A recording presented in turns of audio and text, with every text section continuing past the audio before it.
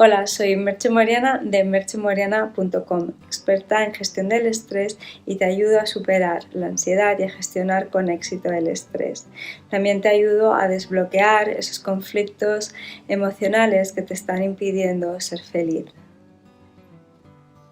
Me encontrarás en merchemoriana.com y también a través de las redes sociales buscando Merche Moriana. Encontrarás en Instagram, LinkedIn. Tengo un blog que puede ser muy interesante que lo visites porque en él hay mucho contenido para emprendedoras y también puedes suscribirte a mi newsletter. Bueno, espero que esta masterclass de media hora te sea muy útil para utilizar la inteligencia emocional, especialmente en la comunicación. Hola, bienvenidas a todas. Esta es una masterclass de inteligencia emocional para emprendedoras y aquí os voy a explicar muy rápidamente y muy brevemente qué son las emociones, qué función social tienen las emociones, qué es inteligencia emocional, qué es comunicación afectiva y los tipos de comunicación. Lo primero que quiero es hablaros sobre qué es una emoción. Una emoción es un conjunto de respuestas hormonales y neuroquímicas que ante un estímulo externo, como puede ser ver algo desagradable, o interno, un recuerdo, nos predisponen a tomar una acción de una manera u otra. ¿Esto qué quiere decir? Que toda emoción desencadena una acción. Las emociones son parte de nuestra naturaleza y de nuestro aprendizaje. Aprendemos de las experiencias etiquetándolas emocionalmente. Las emociones no son nuestras enemigas, no hay que intentar bloquearlas ni reprimirlas. Y no son ni buenas ni malas. Se habla de positivas y negativas, pero tiene que ver con el nivel de energía que comportan. Cuando nos resta energía hablamos de emociones negativas y cuando nos sube la energía, nos suma, estamos hablando de emociones positivas. Las emociones tratan de prevenirnos de situaciones adversas y fomentar situaciones favorables. Nos tienen una tendencia a evitar esas situaciones que hemos etiquetado con emociones negativas y vamos a tener una tendencia a ir hacia aquellas que nos han generado emociones positivas. Y las emociones nos permiten, sobre todo, comunicarnos. Las emociones tienen tres componentes, están formadas por tres componentes.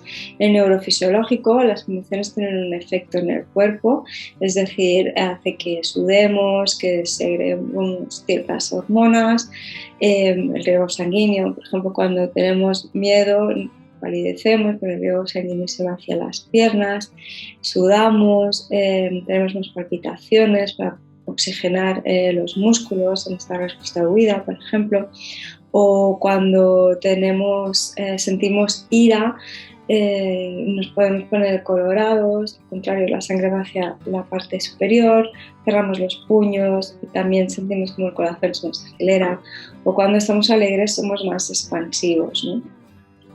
Y tenemos un tono también muscular más relajado.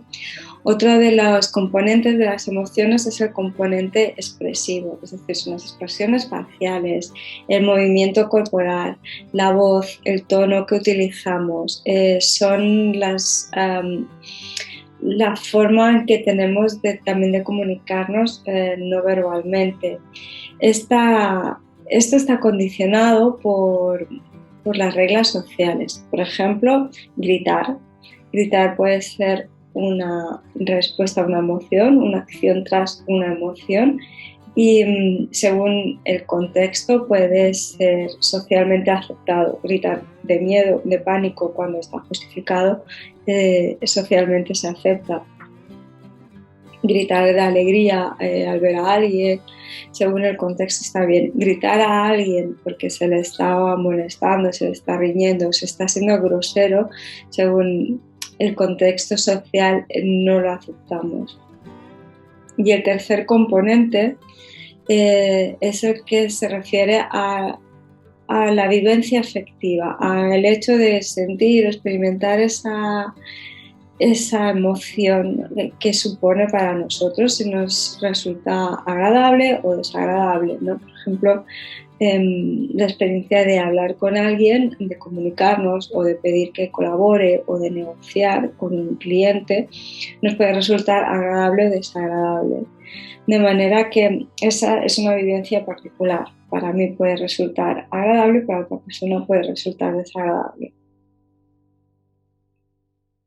Aquí os propongo un ejercicio que es cómo de cómoda te sientes con tus emociones. ¿Ves? Cuando tenemos esa tendencia a evitar las emociones, también ponemos resistencias a esas situaciones, ¿no? Por ejemplo, si para mí me resulta desagradable tener que hablar con cierta persona, voy a evitar esa persona por no tener ese encuentro, esa situación que me resulta incómoda. Entonces aquí valora tu comodidad frente a las emociones del 1 al 10, siendo 1 totalmente incómodo, 5 neutro o 10 totalmente cómoda. Cuando la gente que quiero muestra sentimientos intensos como ira y tristeza dirigidos a mí, cómo de cómoda me siento. Cuando la gente que quiero muestra sentimientos intensos como la tristeza en mi presencia, pero no son dirigidos a mí, cómo de cómoda me siento.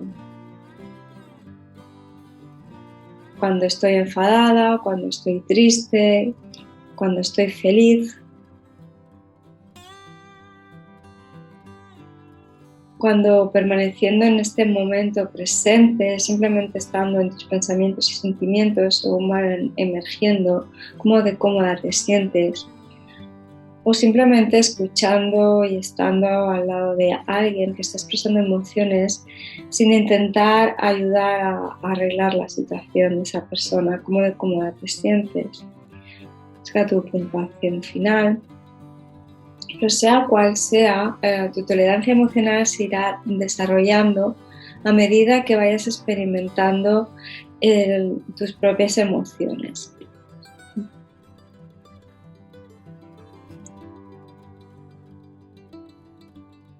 Ahora voy a explicaros qué es el cerebro triuno. Nuestra mente son 3 cerebros en uno, por eso se le llama triuno.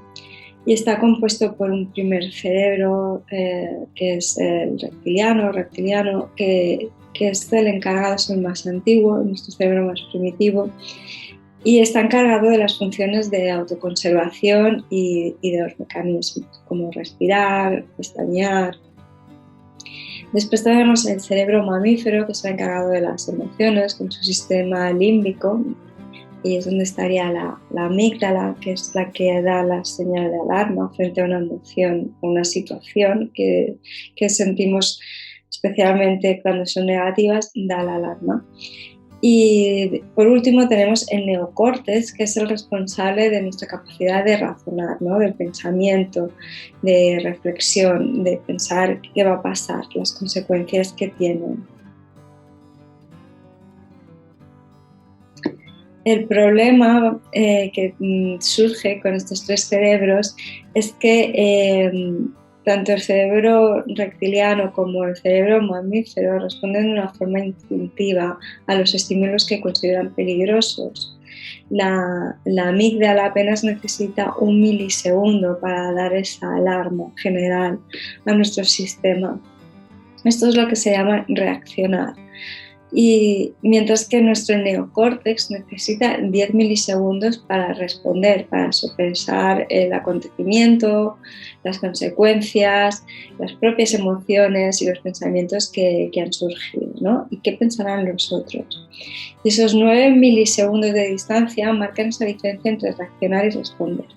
Un ejemplo es cuando vemos algo que se mueve y podemos pensar que es una rata. Estoy en el metro esperando que me vayan al metro y veo algo que se mueve, pero no lo acabo de identificar qué es. No he tenido tiempo de saber qué es, que mi cuerpo ya ha reaccionado, ya me estaré protegiendo de esto, porque ya percibe mi cerebros más primitivos que puede ser una rata, por ejemplo, ¿no? Y que eso es un peligro. pasados estos 9 milisegundos de diferencia, mi cerebro va a ver que, por ejemplo, es una bolsa de plástico vacía que se mueve a causa del viento y que no corre peligro. Entonces, aquí ya voy a utilizar otro sistema para poder relajarme. Con este ejemplo quede claro que la diferencia entre reaccionar y responder. Las formas de reaccionar pueden ser independientes. Cuando se habla de comunicación, puedo dejar que los demás tomen decisiones. No suelo decir lo que pienso ni lo que me gusta. También puedo ser controlador, puedo exigir detalles a los otros, quiero que los demás estén de acuerdo constantemente con mi criterio, o puedo resultar fácil decir a los otros qué tienen que hacer. Todo esto nos estamos poniendo en una situación en la que yo creo que me tengo que defender. Estamos en modo reacción. Y la tercera sería, soy competitiva. Mi forma de reaccionar es competitiva. Entonces creo que siempre es una cuestión de ganar o perder y hago lo que sea necesario para tener la razón y para verme como líder, para que los demás me sigan. Ahora veremos por qué se estoy explicando esto. La función social de las emociones. Esta es una parte muy importante de las emociones, entender que nos facilitan la comunicación. Nuestros estados emocionales dan información a las personas que están a nuestro alrededor de cómo estamos nosotros y nosotros también percibimos esa información emocional de cómo está la otra persona. Entonces, podemos regular nuestro comportamiento. Si vemos que una persona está enfadada, está irritada, aunque no sea por nosotros, tal vez no sea el mejor momento para tener alguna conversación, ¿no? Es mejor esperar otro momento. Esto también es encontrar el momento oportuno, tiene que ver con esa inteligencia emocional. Facilita la interacción social esto y nos promueve también una conducta más prosocial, a estar más pendiente también de ser sociales de una manera activa, ¿no? La regulación emocional se produce cuando una persona es capaz de controlar sus emociones en relación consigo mismo y con los demás y con las normas sociales establecidas, ¿no? La regulación emocional está vinculada a esta inteligencia emocional. Yo soy capaz de manifestar mis emociones de una manera también que siempre sea respetuosa con el otro. Este es otro ejercicio que podéis hacer, especialmente los días que estéis un poco de capa caída, es aprender a ser felices posible. Nuestro cerebro tiene, pues, el sesgo de alarma, un sesgo negativo. Pone más atención a las emociones y a las sensaciones negativas que a las positivas. De hecho, se dice que por cada emoción positiva se pone atención 3 emociones negativas. De hecho, las emociones básicas es miedo, tristeza, ira, alegría y asco muchas veces también está incluida. Como veis, sería como 4-1, ¿no?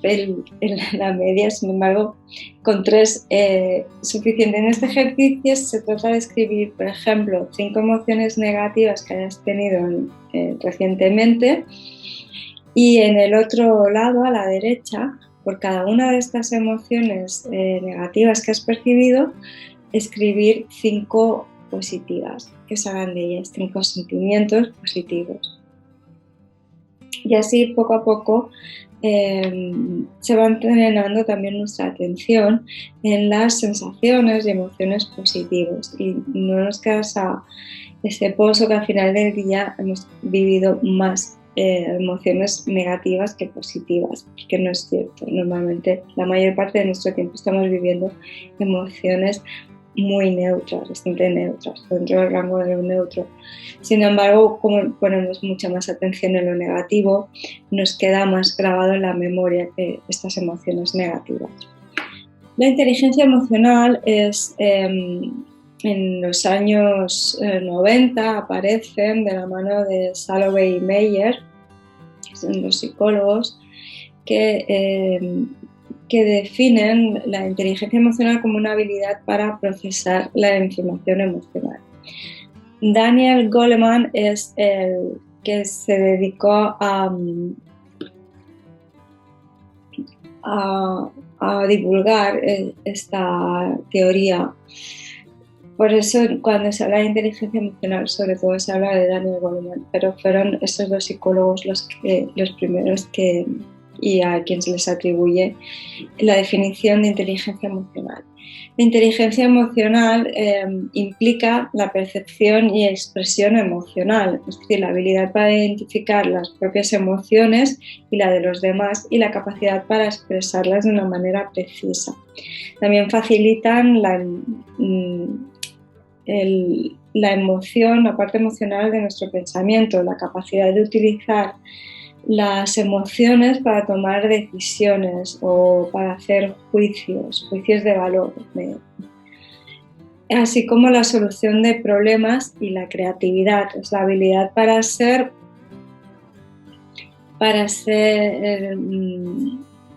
capaz de dirigir la atención hacia la información relevante y desestimar la irrelevante.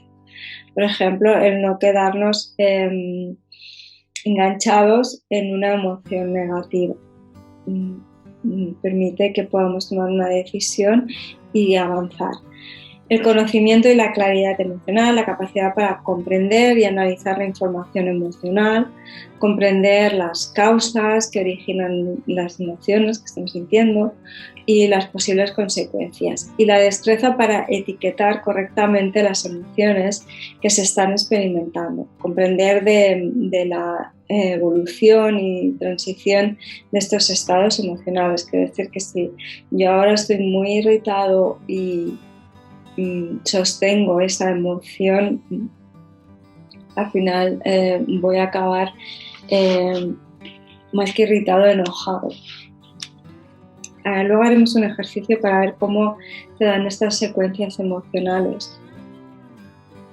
Y por último, la regulación de las emociones, la capacidad para estar abierto a experimentar las emociones, ya sean positivas o negativas, y no intentar ni reprimirlas ni exagerarlas.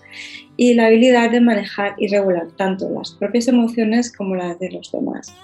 La inteligencia emocional será una variable moduladora en los acontecimientos vitales y las consecuencias de estos sucesos que pueden tener en nuestro bienestar y en nuestra salud personal. Estaría implicada también en la resiliencia, en la capacidad de superar una situación adversa, en la aceptación, en el perdón.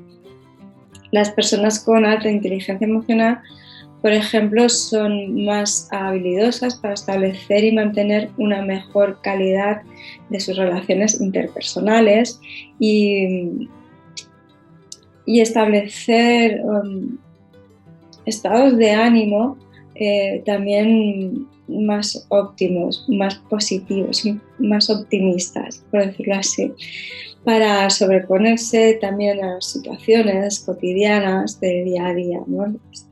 Es un sesgo más positivo el que se tiene sin ser un optimismo sin base, digamos, sin dejar de tocar de pies a tierra. Este es el ejercicio que os decía para conocer esta secuencia emocional que se tiene. Es un ejercicio de arteterapia. Es un ejercicio que es muy visual y a mí cuando lo he hecho la verdad es que me sorprende mucho las secuencias que tenemos, ¿no? Y que no somos conscientes de nuestro día a día cómo aparecen. Se trata de hacer una baraja de cartas emocional. Para ello recortar unos papeles, cortar unos trozos de papel que tengan un tamaño para una baraja, tamaño carta. Entonces empieza escribiendo la emoción o el sentimiento, por ejemplo, que has tenido ese día, el que ha sido más predominante o el que estás sintiendo en ese momento. Lo escribes, puedes escribir abajo y a continuación pinta ese sentimiento, cómo es, cómo se conecta ese dibujo, ese trazo, esa mancha con ese sentimiento. Contempla esa carta y pregúntate si es agradable o desagradable y qué emoción te viene al contemplar esa emoción, esa carta, ¿no?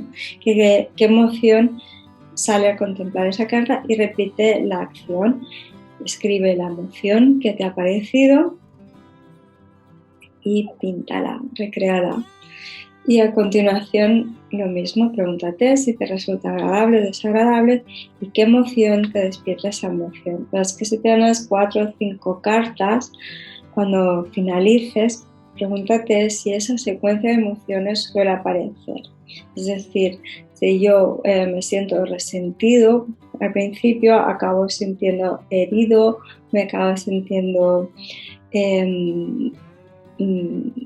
menospreciado o infravalorado, y esto hace que me sienta triste, que las secuencias de emociones van apareciendo.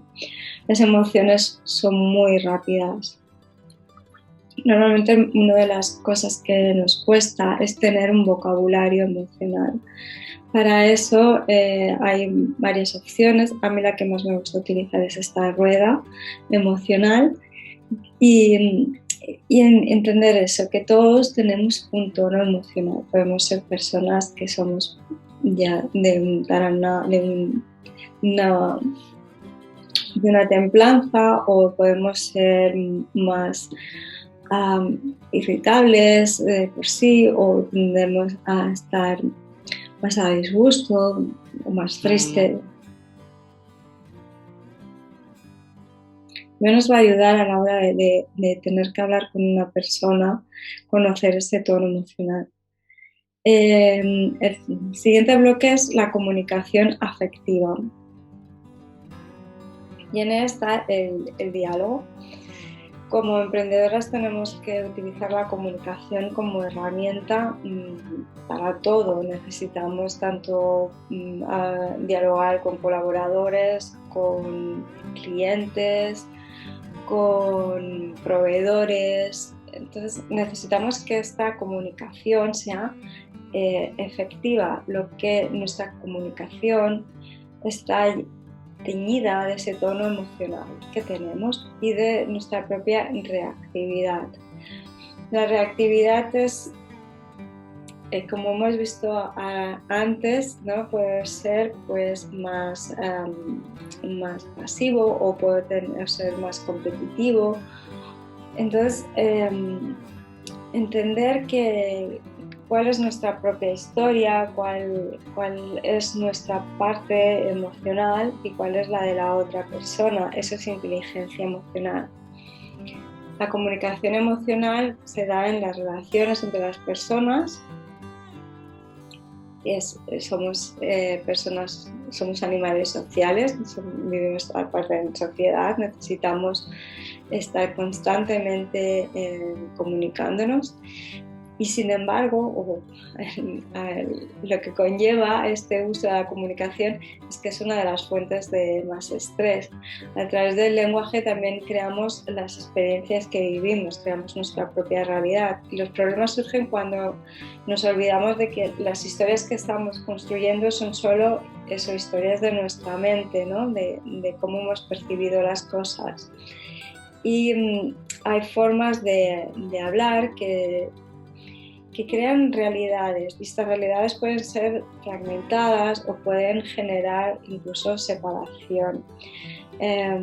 Si no somos empáticos, si no somos compasivos, favorecemos la reactividad también, favorecemos que la otra persona también manifieste su reactividad. Los tipos de comunicación existen o se clasifican básicamente en estos 3 tipos de comunicación. La comunicación puede ser pasiva, asertiva o agresiva. Como estamos constantemente comunicándonos con las personas que nos rodean, esta comunicación y puede dar a malas interpretaciones, a una falta de claridad a la hora de exponer qué queremos o qué deseamos del otro o qué es lo que la otra persona interpretamos que quiere, y una falta de confusión también en esto, ¿no? Tanto en lo que nosotros queremos transmitir como en lo que la otra persona nos está transmitiendo. La comunicación pasiva. Pues la comunicación pasiva son personas que no se saben defender, que sienten miedo a expresarse, a manifestar pues, lo que quieren, sus propios derechos, a defenderlos, a tomar decisiones hacia ellos, hacia su propio beneficio, hacia su propio bienestar. Personas que parecen más sumisas, más dóciles. Estas personas también pueden tener esa reactividad pensando que los otros se aprovechan de ellos. Se siente inferior a los otros y sobre todo la conducta verbal, que es lo que nos va a dar mucha información, que es esta comunicación emocional, es que su tono de voz es bajo, es entrecortado o aparece una risa nerviosa, o son personas que esquivan la mirada directa, ¿no? Esquivan con una mirada más huidiza. Estas personas tienen mayor dificultad para lograr objetivos. En el polo opuesto estarían las personas que tienen una comunicación agresiva. No defienden sus derechos y decisiones adecuadamente, ya que no respetan a los demás, se expresan avasallando o manipulando, reaccionan con coacciones, insultos o manipulación, se imponen al otro, imponen lo que ellos piensan, lo que ellos sientan, sin escuchar a los demás. Etiquetan y humillan, por ejemplo, también es una manera de comunicarse muy agresivamente. Discuten, amenazan, reprochan. Son personas que pueden ser que critican y también podéis son personas que siempre tienen la razón y que los otros siempre están equivocados. Pues, esta genera una tensión constante, ¿no? En estas personas, cuando se tiene que hablar con este tipo de personas, y ellos también están en una tensión constante, permanente, de hecho, ¿no? Su conducta no verbal es un tono de voz muy alto, gritos, gestos también que son agresivos, que son defensivos constantemente, o de ataque, ¿no? Como pueden ser aspavientos, mover mucho las manos. Tienen un ritmo más acelerado de hablar y la mirada puede ser incluso agresiva, ¿no? Una mirada muy intrusiva. Y en medio, ni demasiado pasivo ni demasiado agresivo, estaría la comunicación asertiva. Son personas que defienden tanto sus derechos como los de los demás, no sienten ni agresividad ni cobardía a la hora de defender sus propias opiniones. Dicen lo que piensan y lo que sienten con respeto, se colocan en el lugar de los otros, piensan en sus derechos y sentimientos, escuchan al otro, participan sin miedo, no dejan que se aprovechen de ellos y procuran ser positivos. Ese sesgo más optimista que he hablado antes, se negocia, se dialoga. No hay un miedo a perder, que muchas veces lo que sucede cuando aparece la reactividad, ya sea por pasividad o por agresividad, es que hay un miedo a perder algo, a perder, ya sea parte de la negociación o a perder dignidad. Esto cuando es un punto que nos va a dar mucha información de la otra persona, sobre todo si queremos generar confianza. Y la conducta no verbal de estas personas es que tienen una voz firme y clara, tienen gestos seguros, tienen un ritmo fluido, sin vacilaciones y una mirada suelta. Y facilitan el lograr objetivos. Esto me refería con esa sensación de perder. Si la otra persona siente ella, solo con aproximarnos, que hay cierto peligro, va a comenzar a poner sus defensas activas. ¿Vale? Entonces, el tener nosotros también una comunicación asertiva va a facilitar que la otra persona se vaya acostumbrando a la asertividad. A veces nos encontramos con personas que, aunque son agresivas con el tiempo, así de tratar con ellas, acaban yendo a este punto más equilibrado a la hora de comunicarse. La comunicación asertiva es una habilidad social de gran valor que está asociada a la inteligencia emocional y a la capacidad para comunicarnos de manera armoniosa y eficaz con los demás. La comunicación asertiva se procede de este modo porque este tipo de comunicación se basa fundamentalmente en el respeto. Se respeta al otro y a lo que éste quiera o necesite expresar. Una de las cosas que creo que puede ser bastante útil, la asertividad tiene muchas fórmulas, hay un decálogo que podéis encontrar también por internet, de que son los derechos asertivos, y habrá que tratarlo punto a punto. Pero este es uno de los que más veces me he encontrado en consulta, que es la petición de mejora.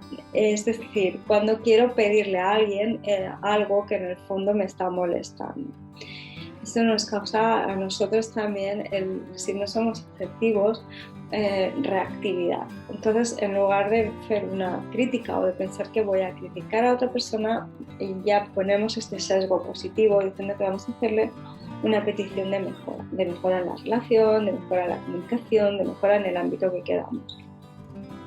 La fórmula son estos pasos, es cuando tú haces, centrarnos en el acto, en el hecho, no en la persona no es, la persona, como persona somos muchas cosas, entonces evitar calificar a esa persona, sobre todo, estamos volviendo a ese respeto de la otra persona siempre. Manifestar, hacerles saber a la otra persona qué es lo que a nosotros nos sucede cuando ella hace eso, cuál es el resultado para nosotros y cómo nos hace sentir. Y aquí estaría la inteligencia emocional de nuevo, ¿no? Tenemos que aplicar, que etiquetar qué estamos sintiendo cuando esa persona hace X. Y luego dar una solución a futuro, porque el pasado ya no podemos cambiar. Entonces, cuando criticamos a alguien pero no damos una solución del pasado, lo que estamos haciendo es que esa persona se sienta culpable y también podemos generar reactividad, puede ser que la otra persona se defienda. Y cuando esa persona se defiende, o bien nos ataca o bien se retrae, nosotros también vamos a sentirnos en peligro y vamos también a iniciar lo mismo, un ataque o una defensa. Entonces, en lugar de recriminar el pasado, lo que vamos a ofrecer a la persona es una posibilidad de mejora futuro. La próxima vez, por favor, te pediría que hicieras esto, llegar a un acuerdo, aunar qué es lo que va mejor para uno y para el otro, respetando las necesidades de ambas partes. Y aquí hay que estar abierto a ese diálogo, que ese diálogo sea fluido, que ese diálogo sea desde el respeto, desde el amor, desde la compasión, ya sea desde un mensajero que tiene que venir a recoger un pedido, un cliente, un proveedor, nuestra pareja, nuestros hijos. La asertividad la podemos aplicar en todos los ámbitos de nuestra vida, igual que la inteligencia emocional. Bueno, por último deciros dónde me podéis encontrar. Podéis encontrar en consulta, hago consulta online y consulta presencial en Barcelona, hago consultas para particulares, grupos y empresas, y por otro lado tengo la formación. Podéis encontrar un curso online en mi página web, en la tienda online.